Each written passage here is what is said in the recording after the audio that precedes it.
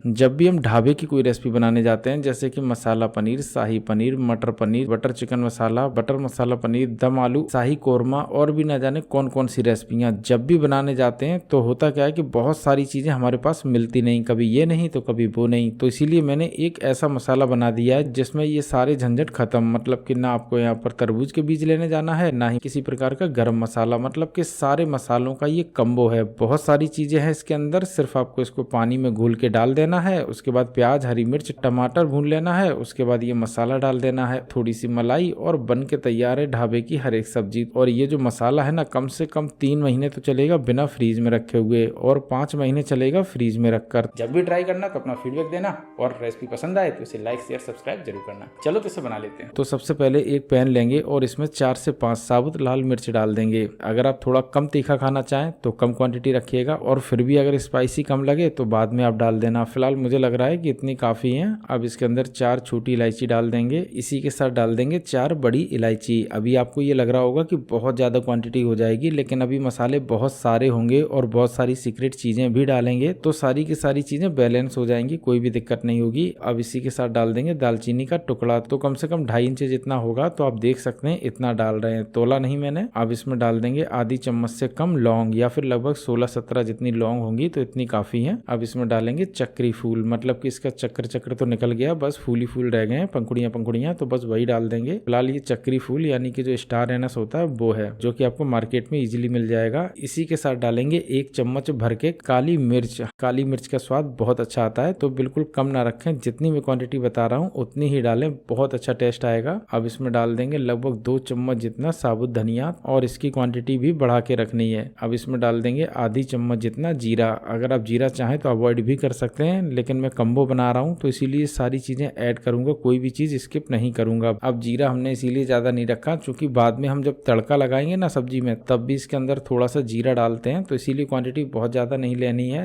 अब इन सभी को हमें अच्छी तरीके से भूनना है। और देखो एक बात ध्यान रखनी है कि अभी बहुत सारी चीजें डालनी है, लेकिन टाइम टाइम पे, क्योंकि थोड़ी बहुत चीजें जल्दी से जल जाएंगी, तो इसीलिए हर चीज स्टेप बाय स्टेप डालेंगे। वैसे आप बताओ कि आपकी ढाबे की सबसे फेवरेट सब्जी कौन सी है, कमेंट करके जरूर बताना। फिलहाल 1.5 मिनट हो चुका है और मसाला भुनने वाला है, तो इसी स्टेज पे डाल देंगे काजू। तो लगभग मैंने 50 ग्राम जितने काजू लिए हैं, या फिर आप समझो कि 20-22 आपको काजू लेने हैं। इसी के साथ डाल देंगे इसमें मगज यानी कि तरबूज के बीज, लगभग 2 चम्मच जितना, तो इसकी क्वांटिटी भी कम नहीं रखनी है, बहुत अच्छा टेस्ट आता है और हर चीज को शाही यही बनाते हैं, तो इसीलिए काजू और मगज के बीज जरूर डालना, बिना इसके ये मसाला नहीं बनेगा। अब इसको हम लगभग 30 सेकंड और भूनेंगे, लगभग 30 सेकंड हो चुका है। तो अब डाल देंगे इसमें हम जावित्री, तो ये हमें सबसे लास्ट में डालनी है। इसी के साथ डालेंगे इसमें जायफल मतलब कि नटमैग, और इसको हम करेंगे कद्दूकस, तो इसको हमें आधे से कम ही डालना है, बहुत ज्यादा हो जाएगा तो स्वाद बिगड़ जाएगा, तो इसीलिए क्वांटिटी कम ही रखनी है। अब इसके अंदर डालेंगे खसखस, तो ये बिल्कुल भी अवॉइड नहीं करने हैं, और ये सब्जी को बहुत ज्यादा रिची और टेस्टी बनाते हैं। आप चाहें तो बाजार से लाएं, लेकिन बहुत इंपॉर्टेंट इंग्रेडिएंट्स है। इसी के साथ अब डालेंगे नारियल का लच्छा, या फिर नारियल का बुरादा, या फिर नारियल मतलब जो गरी होती है ना सूखी वाली, वो भी आप डाल सकते हैं, कोई दिक्कत नहीं, पिस भी आराम से जाएगी। फिलहाल हम गैस की फ्लेम को बंद कर देंगे और लगभग 15 सेकंड बंद गैस पर ही भूनेंगे। अब इसको हमने अच्छी तरीके से भून लिया है, तो इसको उठा के सीधा डाल देंगे मिक्सी के जार में। आप चाहें तो इसे ठंडा करके भी डाल सकते हैं, लेकिन हम इसे मिक्सी के जार में ही ठंडा हो जाने देंगे, क्योंकि ठंडा करके ही इसे पीसे, वरना जो भी मैंने मसाले डाले ना वो तेल छोड़ सकते हैं और गीले भी हो सकते हैं, तो इसीलिए इसे ठंडा कर लें उसके बाद पीसे। अब मसाले मिक्सी के जार में डाल दिए हैं, तो 1-2 मसाले और बाकी रह गए हैं, तो उन मसालों में डालेंगे सबसे पहले हल्दी पाउडर आधी चम्मच से थोड़ी सी कम। इसी के साथ डाल देंगे इसमें थोड़ी सी हींग, बिल्कुल ऑप्शनल है, मतलब कि कई ढाबे पर तो हींग का यूज भी नहीं होता है, और अगर नॉनवेज वगैरह के लिए बना रहे हैं तो हींग तो वहां डालनी ही नहीं है, तो वहां पर आप हींग बिल्कुल अवॉइड कर दें। लेकिन हम शाही पनीर वगैरह मतलब वेजिटेरियन के लिए बना रहे हैं, तो इसीलिए डाल रहे हैं। अब मैंने मसाले लगभग सारे के सारे डाल दिए हैं, तो इसका ढक्कन लगा के बिल्कुल बारीक पीस लेंगे, तो पीस लेते हैं।